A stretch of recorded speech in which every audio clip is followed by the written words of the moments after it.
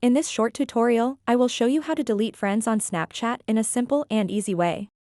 Deleting friends on Snapchat can be useful if you no longer want them to see your snaps or if you simply want to clean up your friend list. To get started, open up the Snapchat app and then tap on the Bitmoji profile picture icon at the top left corner of the screen.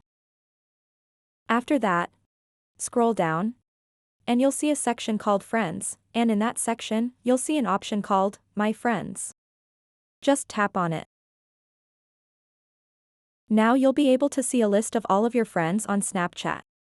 Just find a friend that you want to delete, and then long press on their name. Tap Manage Friendship, and then tap Remove Friend. Tap Remove to confirm it. This is exactly how you can delete friends on Snapchat. So that wraps up this tutorial.